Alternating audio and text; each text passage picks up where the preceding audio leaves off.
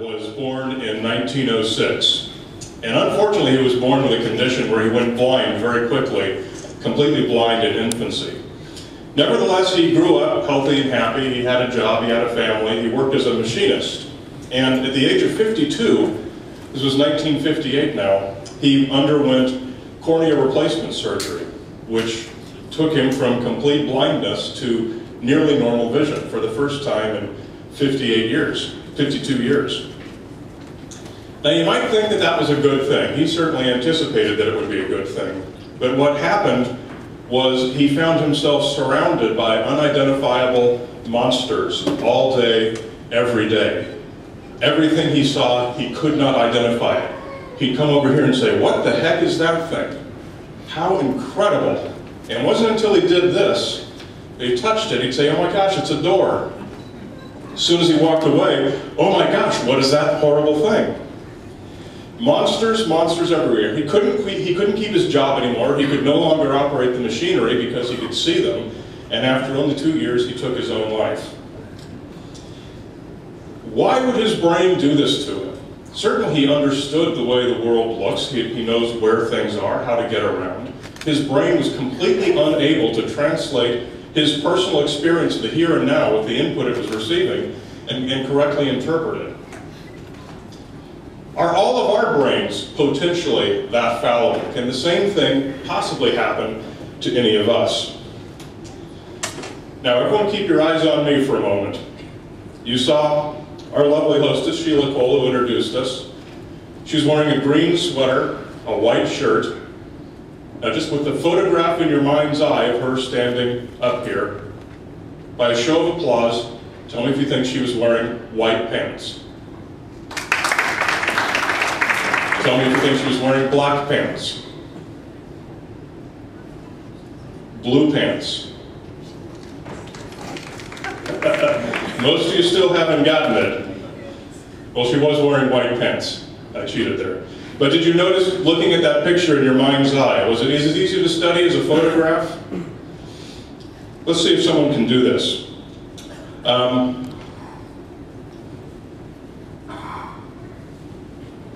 Staring at that same mind's eye photograph, what color tie am I wearing? Give you 3 choices. Is it black? Show of applause. Is it blue? There you go. Thank you very much. Is it no tie at all? Okay. Most of you got it right, but a lot of you, your brain was just staring right at me. You had a picture in your mind's eye, and you couldn't even see an obvious detail like that. I'd like to have one person volunteer to come up here. Anyone at all? First one here wins. Okay, right here. A brave, brave man. Right here. Okay. What's your name, sir? Aaron. Okay. You're here, right? You're experiencing this day. Yes. Look out among the people here, and you now have a crystal clear photograph in your mind's eye of everything you see, right? Sure. Hello, everyone. Say goodbye, everyone. Goodbye. Turn around, face the wall. What colored chair were you sitting in? Blue. What color is the back wall? Same color as this. The back wall. The back wall? Oh, I have no idea. Just look at that mind's eye picture that you have and tell me how many people are standing around the edges of the room. Standing, I think there's about like, I don't know, 15, 20. Yeah. Okay, thank you very much. You can return to your seat. Show of applause. The basic takeaway there is that he doesn't have a photograph in his mind's eye. Of course, very few of us would have been able to answer those questions correctly because those aren't the kinds of details that our brain is looking for. We don't have a digital recording that we can just look at because what the brain stores was the idea of what it sees. A bunch of people sitting at a bunch of tables in a room with kind of an average assortment of colors. You can't really collect more data than that just because it's not the way the brain works. Now I'm going to need about 20 to 25 different volunteers throughout this whole presentation, so if you want to come up here, and I hope many of you do, probably just come and congregate over here, which is a good area, and I will get through all of you eventually. Right now, I'd like to have you, sir, tell me something in your life that you've completely forgotten.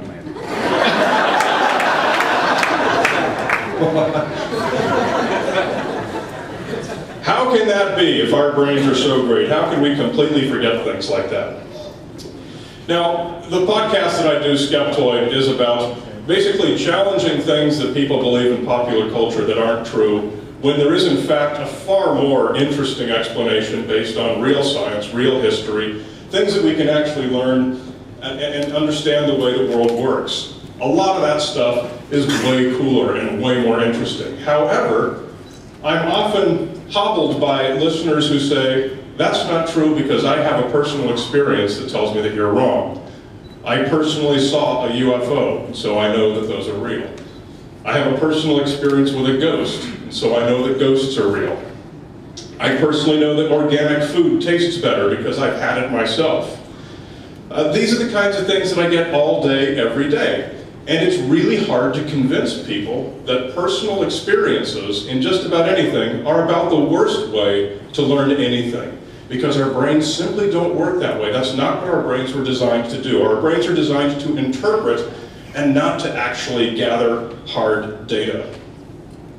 Now, people who come up with stories like that, they're not lying, they're not cheating, they're not trying to fool us. Their brains are just simply honestly failing them. And so it's really, really hard to get them to understand that they're wrong. Now, you guys are all in the choir. I'm probably not telling you anything that you haven't heard before.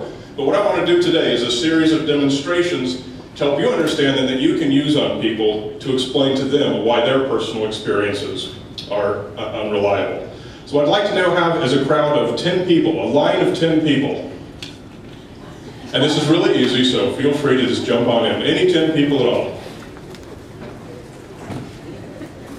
And it doesn't even have to be exactly 10. There we go, the group of people on their way, that's a sufficient number. A lot of you have seen this demonstration before, but let's pay attention to it again. Okay, I'm going to give you guys a list of words. Candy, sour, sugar, bitter, good, taste, nice, honey, soda, chocolate, heart, tooth, cake, eat, pie. Okay, I'm now going to read 3 words, and I want you to raise your hand if you think that word was in the list that I just read. And if you're not sure, raise your hand halfway. The first word is taste. Okay, almost everyone thinks they heard the word taste. Next word, point. Very good. Next word, sweet. And again, almost everyone. Thank you very much. You're done. Taste is the only one of those words that was on the list. Point was not, sweet was not. But a lot of the words were things like sugar, cake, candy, yummy. And so we got the idea of sweetness. Your brain didn't just fail. A lot of people describe this experiment as implanting a false memory, and that's not really what's going on. Your brain properly interpreted what happened because I gave it a bunch of words that were all around the concept of sweetness. Your brain's properly stored the experience that you just had. Didn't store a digital recording of it. A computer or even a piece of paper and a pen would have done a much better job and would have gotten all 3 of those right. Oops, very good. So, our brain interprets our experiences based on abstractions, based on abstracted representations of previous experiences. And as we live and develop, that database of previous experience changes. So when I look at a landscape and I see a house on a hill, my brain doesn't store a photograph of the house, a photograph of the hill, it stores the idea of a house on a hill. As I grow and live and move in different places, my idea of what a house looks like changes. My default house in my brain. And so when I remember back on that same scene, it's actually going to look different to me. And I would draw a picture of what I remember that would look different if I did it now than if I did it 10 years ago. Let's have a really dramatic example of that. Let's have 3 people come up here who remember where they were on 9/11. It's a race. 1, 2, 3. Oh, I'm sorry.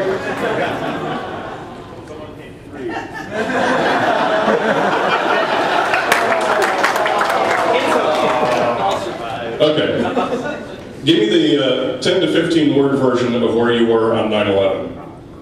I was at work in my fitness center, and we actually watched the plane go into the second tower.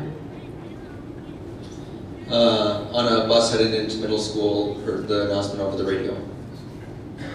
I heard about it from Workman as I was walking to breakfast at the Gorham cafeteria. Okay, now, thank you very much, you can go.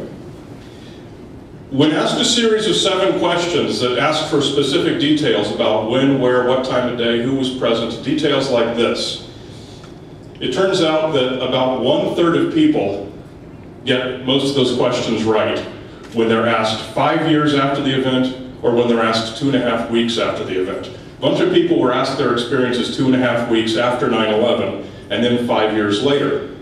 So these 3 stories you just heard, only one of them was probably pretty close. One of them was about half right, and one of them was almost completely wrong. Which one of you 3 people thinks your story was completely wrong? Here's the thing, because people's experiences have changed over these ensuing years, your memory has actually changed of what you think happened. Almost everyone, in fact everyone, who was asked believed that their current recollection is more accurate than the one that was 2.5 weeks after the event. That's got to be wrong, and that's pretty extraordinary, that we can actually be that wrong and think that it's that right. So one of the reasons our brains does this is what's called heuristics. Heuristics are shortcuts that our brains use to remember things. An example of a shortcut is a common sense, rules of thumb, intuition, things like this. Shortcuts that we use to quickly make judgments and decisions based on our experiences and on how we think the way the world works. Here's an example of some heuristics.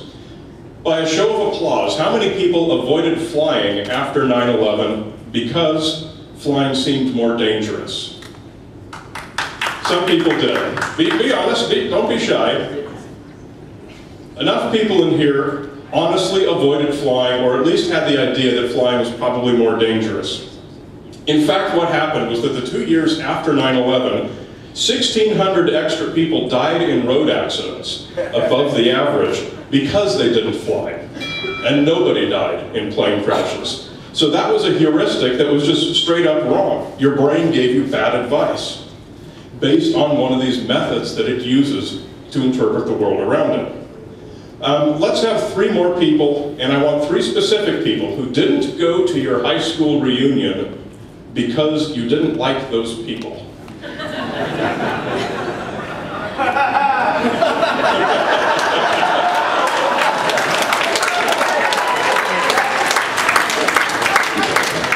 All right.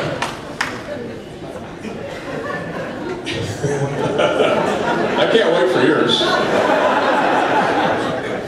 Just give me 3 adjectives to describe those people. White middle-class farmers. Okay.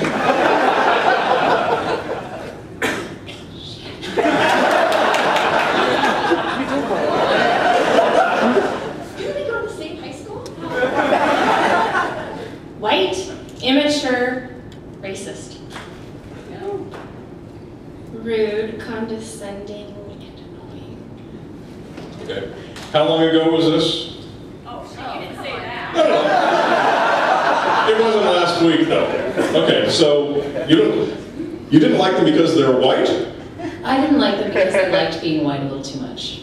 Okay, they liked being white. Okay, that's better. Okay, thank you very much. What we've just seen is that 3 people whose thinking is skewed by preconceived notions about other people. If you went to their high school reunion, I think you'd find that most of the people there are probably not actually white, probably not, I'm sure they're white, probably not racist, probably not actively rude to people. When you haven't been to high school for a long time, you forget who those people were, and honestly, they've developed into people who you have no idea who they are. So your preconceived notions of what kind of people they are now is probably wrong, and I think most of us can probably understand that. Nevertheless, we made a decision not to go based on the preconceived notion that we had about them.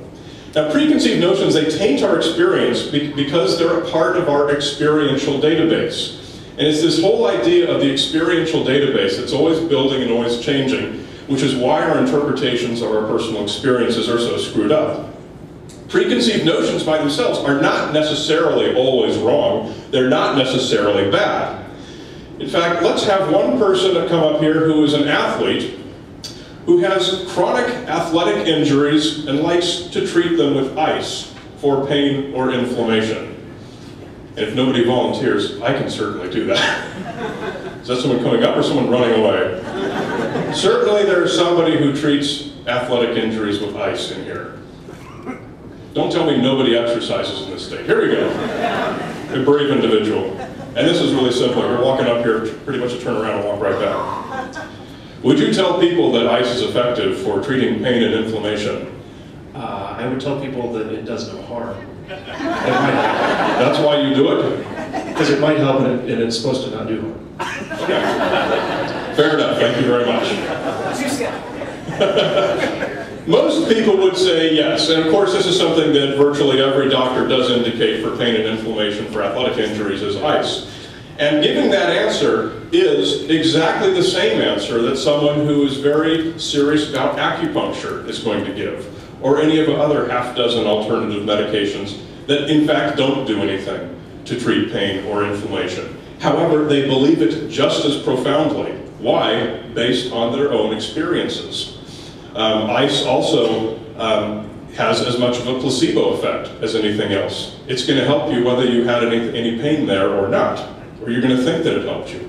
By a show of applause, how many people take vitamin C for a cold?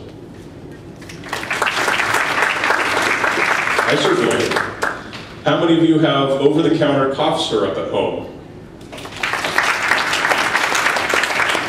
How many of you expect to get better when you take those things? Okay. And a lot of the rest of you are lying. These are all preconceived notions. It's been shown that these things do not do anything. Over-the-counter cough syrups are no better than placebo. This has been shown over and over again.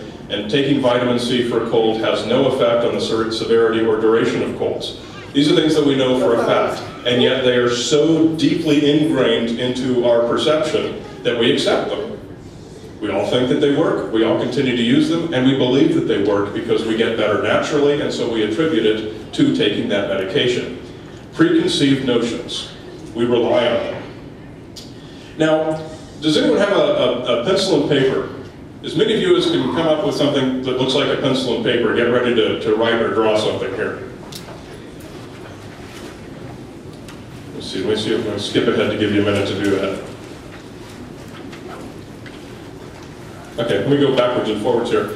I want you to think of something that you've all seen 10,000 times while you're getting your pencils and papers ready. Something you've seen 10,000 times that you can't possibly be wrong about, and we're talking about the full moon. We've all seen that. We've got a pretty full moon this weekend, so you'll be able to test this for yourselves tonight. My question is, what object, when held out at arm's length, is about the same size, looks about the same size as the full moon? And I'm going to give you, no testing. And I'm going to give you some choices here. I'm going to give you some choices going from obviously way too small to obviously way too big. Let me just run down the list here. A BB, a P, a dime, a nickel, a quarter, a golf ball, baseball, softball, frisbee, basketball, or beach ball. Now let's go through that list again with a show of applause. How many think the full moon is the size of a BB held out at arm's length? How about a P? A dime? A nickel? Now we're getting into the meaty part of the bell curve. A quarter? Golf ball? Baseball? Now we're getting down the back side of the slope of the bell curve. Softball. Frisbee. And by then we're usually about done. You're going to be stunned when you try it tonight. It's about the size of a pea. That's something that you've seen 10,000 times, and you can't possibly be that wrong, so it would seem, and yet you all are. Now I want to direct those of you who have a pencil and paper to draw 2 circles about the size and dimensions of the wheels of a bicycle. 2 circles about the size and relative proportions of the wheels of a bicycle. Thank you very much. And now, simply draw the rest of the bicycle. 4 or 5 simple lines. I know we've all seen tens of thousands, hundreds of thousands of bicycles in our lives, and yet almost nobody can draw the frame of a bicycle. How many people are really amazed at how goofy their bicycles look right now? I see some hands. Try it yourself later if you don't have a pencil and paper with you right now. And remember, just look at that digital photograph that your brain stores of a bicycle. Oops, it's not there. So these are perceptual errors. We all make perceptual errors, and this is another reason our brains suck. It's not just how badly we remember things, it's how badly we perceive things. The brain's terrible at collecting data, and it's great at collecting ideas. So I want to have one person come up here who thinks he's great at math and thinks his brain is great at collecting details. This is a brave person. Where's Hemet?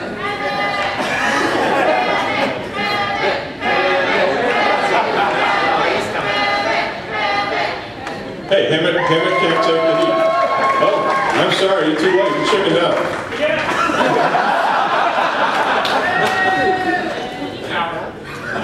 Right.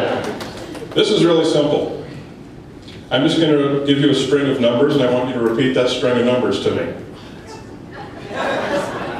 3, 6, 4. Hemet, feel free to do this yourself as well. Start over. 3, 6, 4, 5, 2, 1, 7, 7, 0, 9, 4, 8, 0. 3, 6, 5, 4, 1, 2, or no, I think it's 2.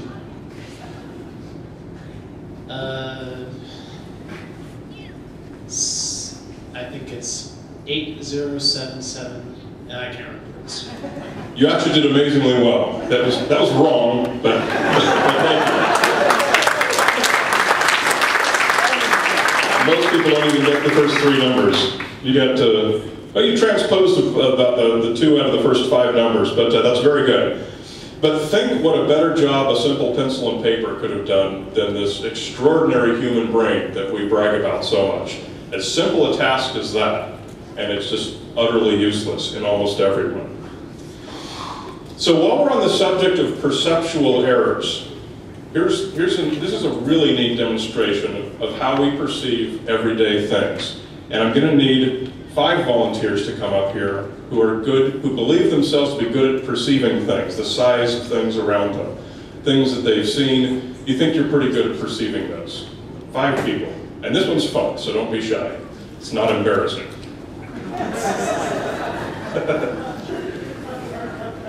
She's got a camera. One more.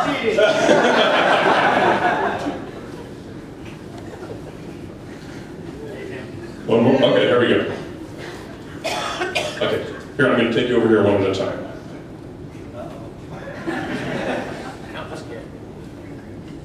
And you stand right here.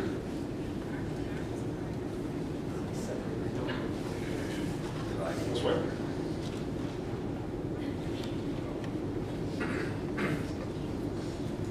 Right here. Okay.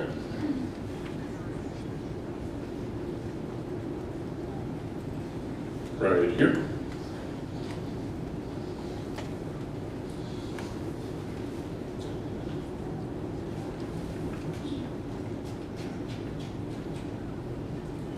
Right here.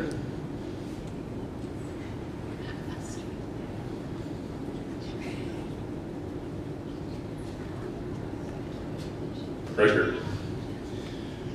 Okay, Here's our brave volunteers who are so good at perceiving the world around them. I'm going to ask you some questions to compare two objects. As an example, one of the questions would be, which is taller, a house or a flagpole? Now, obviously, some houses are taller than some flagpoles, but generally the correct answer is a flagpole. Does that make sense to everyone? Okay. So generally, we're talking about the average house, the average flagpole.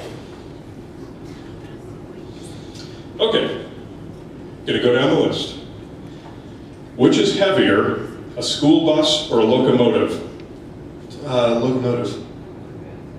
School bus. School bus. Locomotive. School bus. Which is louder, a gunshot or a basketball bounce?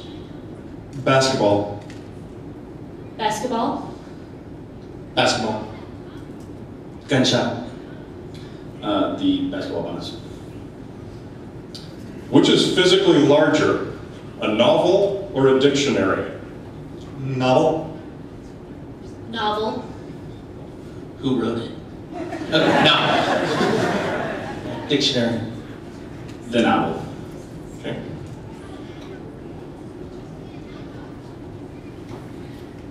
Which has more parts, a Lego set or a Rubik's Cube? Rubik's Cube. Rubik's Cube. Rubik's Cube. Lego set. Rubik's Cube. Which has more spots on it, 2 dice or a page of a book written in Braille? The dice. The dice. It's the dice. Book written in Braille. The dice.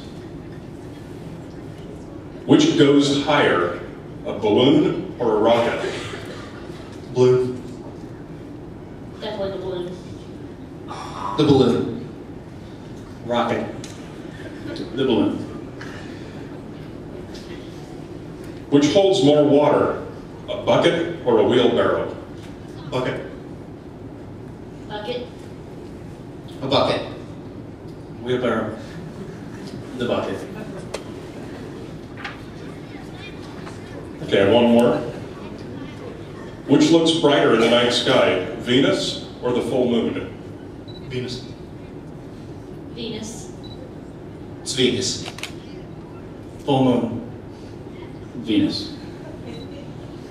Okay, thank you much. You can all sit down.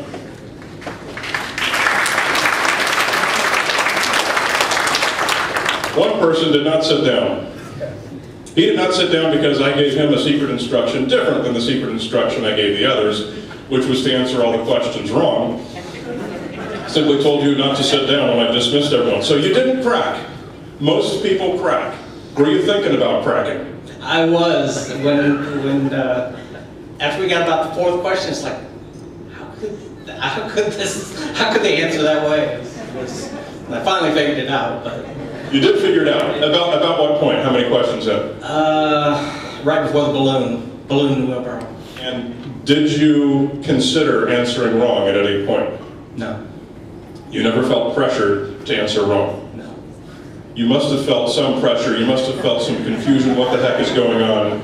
I definitely felt confusion, but I kind of figured out the instruction you gave them. So You do that better. Okay, thanks. You can actually sit down for real now. You've probably seen this experiment before as well. It's called the Ash conformity effect. The desire to conform to other people often drives our perceptions and our desire to believe what we think we want to believe. And it is definitely something that affects our interpretation of our personal experiences. It's also called the bandwagon effect. People want to experience what they expect to experience. Nobody wants to be the one person who's wrong, who sees everything differently than everybody else. So this is one reason why in a lot of UFO cases we'll have so many witnesses, is because everyone at work saw the UFO except you, and so you say you saw the UFO too, because people just don't want to be one person left out. Another way that our brain fools us, by show of applause if you agree with the following: more emergency room visits happen during a full moon. Still on full moon questions. More babies are born in hospitals during a full moon.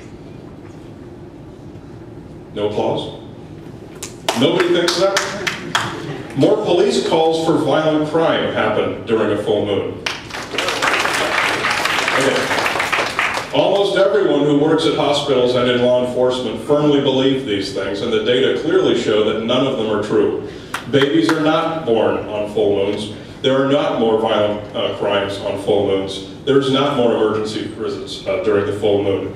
But all of these professionals, despite their years of experience doing this right there in their face, they're wrong. They're completely wrong about something that you'd think they should be able to perceive pretty clearly.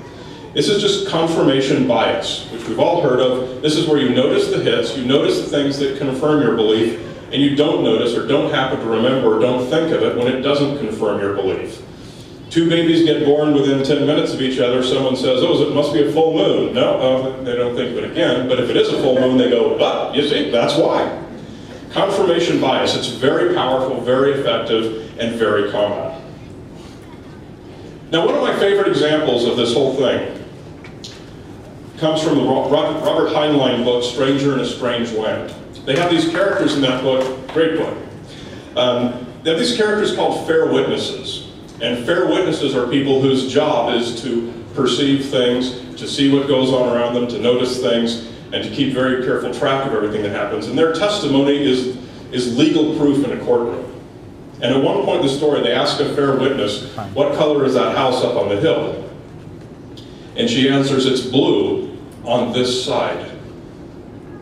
Which I think is just marvelous, because how many of us would assume that all the other sides are blue as well? That, again, is a perceptual error. We just assume it.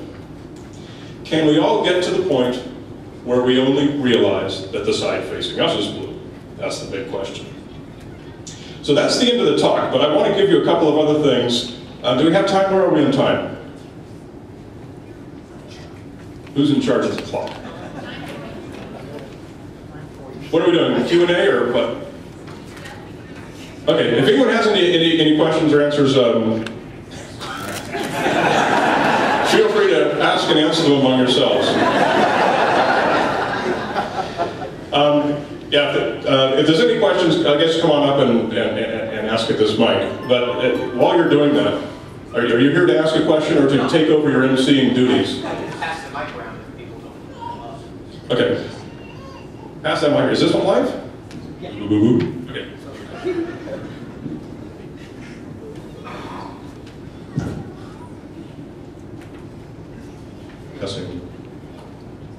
The task asked of our math geeks to memorize or recite the list of numerals given them.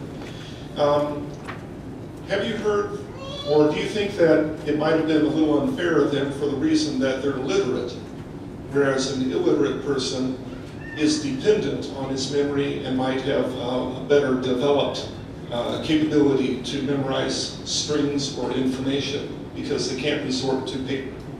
I think that's a great question. I don't have the answer, but when things are symbolic like that and not necessarily containing data, you might well have something there. But again, that's something I'd want to look into because that strikes me as something that's very plausible. But things that strike me as very plausible often turn out to surprise me once I research them. So, as the mental math nerd a second ago, I did mental math competitions in middle school and high school, and what they taught you was that your brain can't handle more than like 4 number combinations at once. So when you're doing like big math problems, what you do is you do one mental calculation, then you make that one of your digits, and then you do the next calculation, you make that one of your digits. When it's just a long series, I can't compress the numbers in any way. At least not that I know of, but I guess there's some other tricks that people can use. Yeah, I looked up a bunch of those tricks, and I made sure to choose a string of numbers that was long enough that would defeat any trick. You're so neat, Brian. I wanted you to comment on the tragedy of eyewitness accounts where people have been wrongly convicted of crimes. Yeah, you know, one thing that people often say when they're defending personal experiences of they witness ghosts or UFOs, or they say, hey, eyewitness testimony, that's good enough to convict someone in crime in a court of law, so it's good enough to prove that my UFO was real. And again, that's a failing of the court system. It's really one of the best tools that we have available to us in a courtroom, but as we see, it's not often a very good one. So that's a very valid point. My question is, when you're talking about perception, are you familiar with the Kruger-Dunning effect? Oh yes, very much. Okay, when you Google it, if you couldn't remember Kruger-Dunning, what you do is you Google why stupid people don't know they're stupid. And you get the same Kruger-Dunning effect when a Google comes up. That seems to me to be a very difficult hill to climb. You have any discussion about that?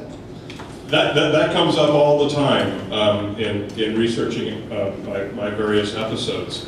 Most people are below average IQ, or half the population is below average IQ, because average is both the average and the mean, the way IQ is calculated. But anyway, many of those people don't realize that other people are smarter than them. People can come up with something that's really stupid, a really stupid design for something, and people explain to them why they won't work. And they can answer, you don't know what you're talking about. They're not able to perceive that there are people who are smarter than them at certain things. And that's the Dunning-Kruger effect, and it's very, very interesting. I have a quick two-part question. I'm not the Dunning from that. First of all, ironically, I can't remember myself, but have you heard of, I can't recall what's called the Memory Olympics, or just the Mental Olympics, but it's people who practice mimetic techniques. If you've heard of that, the people who do those memorizations of lengthy lists of numbers or cards that they're shown for just a few brief moments, are they usually better at weeding out perceptual flaws, or are they just really good at memorizing long strings of mundane things and they're just as susceptible to perceptual flaws as everyone else? I haven't looked into that specifically, but my answer based on what I do know is that the mnemonic tools that they use are trying to leverage what the brain does do well. It's not so much that they're exercising the parts of the brains that don't work well. They're just trying to use the parts that do work well. And that's why representing things with symbols and so forth is something that the brain is better capable of dealing with. Hello. I was wondering if you feel that things like the effects, like the Schroeder effect or things like that, are actually conditioning, or that our minds are actually preset that way. When you say the Schroeder effect? No, like the fact that like you said, like people remembering things, or an illiterate person like learning symbols in order to like subjugate like learning information. Do you feel that like we are conditioned that way to believe like, oh, just because this guy said a pea is as big as the moon, that must be true because I don't want to feel left out? Do you feel that that's just conditioning, or that our minds are actually set that way? Well, this is a really exciting area of neurological research, and we don't have all the answers. My read on what I've learned about it so far is that it's based very much on just the way our brains evolve, because when you're running around on the savannas trying to avoid getting eaten by cats and things, you don't need to remember strings of numbers, and you don't need to remember specific data. You need to remember general ideas. And the people who can remember general ideas best were the ones who would survive. And that's kind of an oversimplified version of the explanations that I've heard. So it's much more an evolved, the condition of the brain is much more of an evolved trait than a learned trait, if that answers your question. I don't really have a question so much as a comment to go with literacy and the memorization. Just remember seeing some recent studies with primates, specifically orangutans, who have much better memory capabilities with sequencing numbers. I just thought that was interesting to make along with the literacy. It's interesting. I hadn't heard that. Email that to me. Got a quick question about depression. How does that affect your memory, and is that true, or has there been any studies on that? That's something I have not looked into. Couldn't give you an answer on that. Always say I don't know instead of making up BS.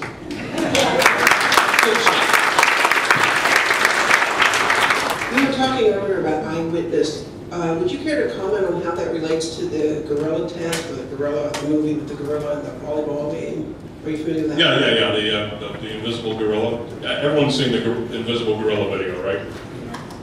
When everybody was talked together, that's the number one thing people suggest. Oh, you should do the invisible gorilla thing. But everyone's seen that, so. Anyone not seen it? Oh, okay. Sorry. But you'll recognize when I describe it. They show, it's a video, you've got two teams of people wearing two different color shirts, bouncing basketballs to each other, just kind of mingling among each other, and you're supposed to count the times the red team passes the basketball. And so you focus on that. And through the middle of it, they have a guy in a gorilla suit walk through, stop and wave, and walk on out. And nobody notices it the first time you see it. When you're told the gorilla's there, you can't not see the gorilla, but that's called the invisible gorilla effect. When you're so focused on one thing that you don't notice other things. And I'm sorry, what was the question?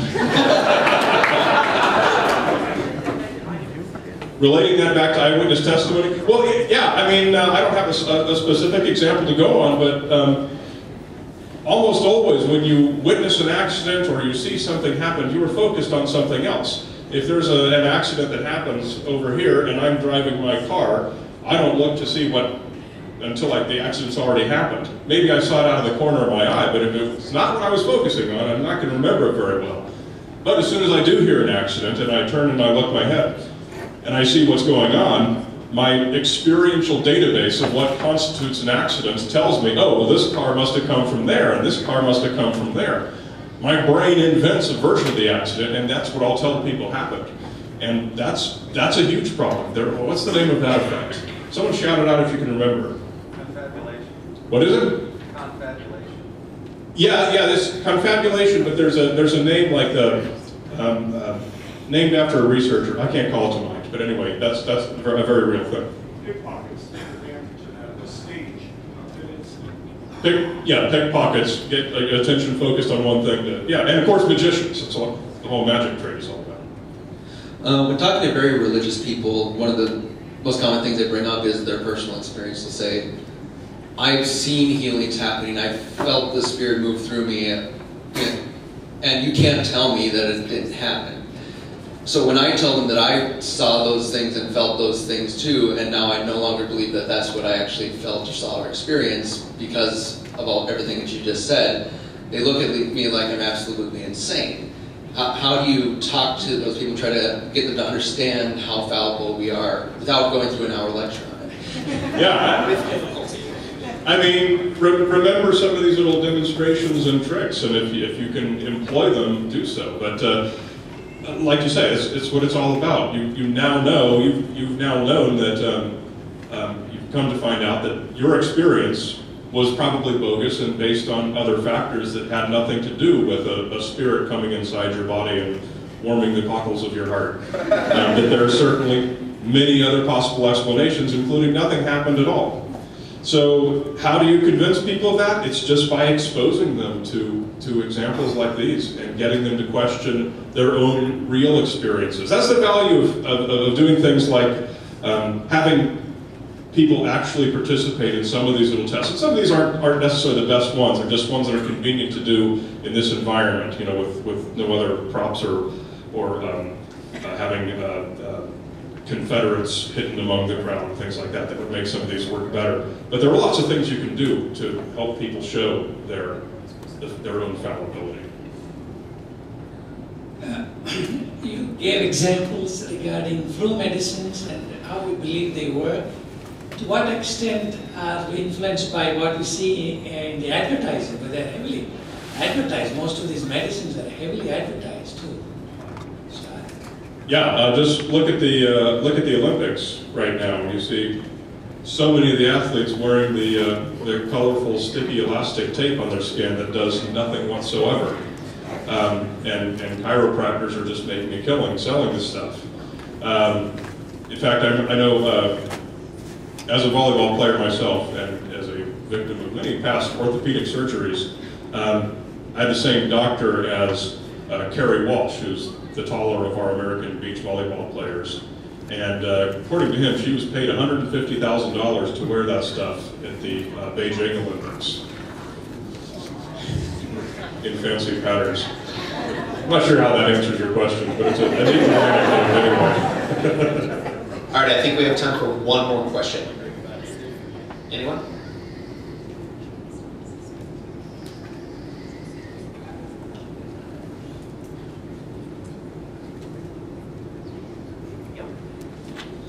I was just going to mention, in relation to Colin's question earlier, Richard Wiseman has a lot of great videos online that really clearly, like in 5 minutes, demonstrate how fallible our minds can be. There's the one where they like change their shirts in the middle of it to a different color, and the background changes and everything like that. And you don't notice it. So sharing that with friends and family on Facebook or something might be good. Oh, nice try anyway.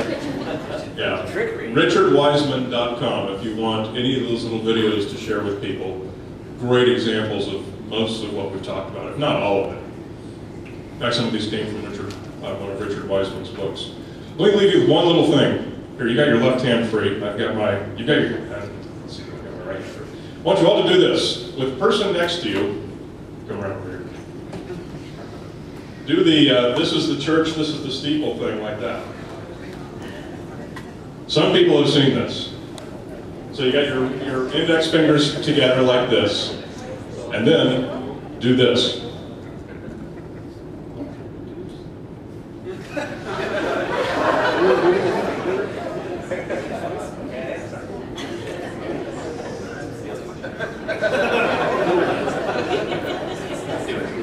Oh, it does feel like I'm rubbing the other side of my finger. It makes you feel numb. It's really strange. It's a great way. Slightly violent. Yes. But that's a really simple examination. Really simple demonstration of how you can misperceive your own body in something really simple. This kind of thing happens all the time with people wearing casts and things like this. But that's a fun one. Anyway, that's all. All right.